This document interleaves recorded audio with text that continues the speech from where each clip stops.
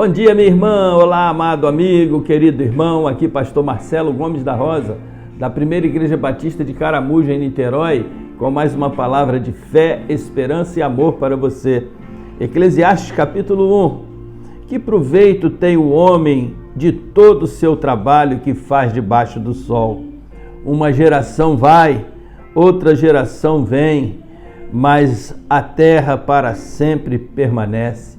Nasce o sol, e o sol se põe, e apressa-se, e volta ao seu lugar de onde nasceu.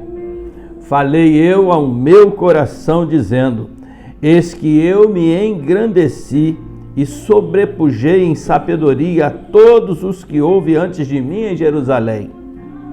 E o meu coração contemplou abundantemente a sabedoria e o conhecimento. Porque na muita sabedoria há muito enfado, e o que aumenta em conhecimento, aumenta também em dor. Coisas que sem Deus não tem graça. O livro de Eclesiastes é mais um livro escrito por Salomão, o homem que, segundo esse livro, é o homem mais sábio de todos os tempos, o homem que, quando pôde pedir a Deus, pediu a Deus sabedoria, e Deus lhe deu sabedoria. Salomão, então, é aquele homem que, segundo a Bíblia, é o homem mais sábio de todos os tempos. Mas quando nós lemos o primeiro capítulo de Eclesiastes, o livro do pregador, o livro das pregações de Salomão, nós ficamos um pouco sem entender a razão de tanta negatividade.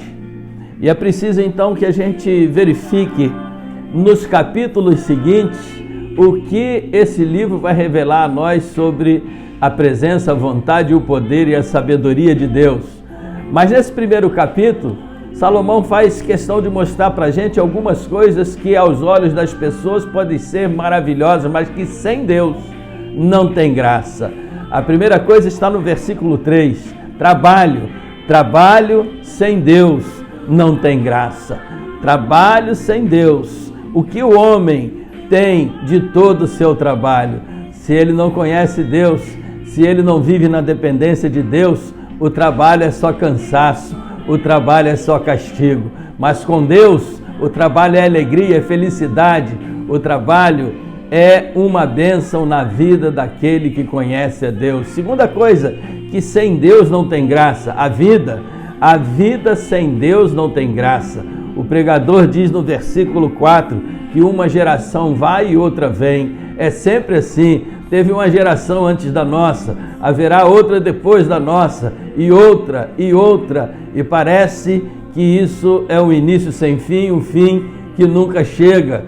Assim, a vida sem Deus seria só um passar de dias, um passar de horas, mas a vida com Deus é bênção, a vida na presença de Deus é bênção, a vida em Deus é vida em abundância. Jesus é a vida em Jesus é uma vida plena.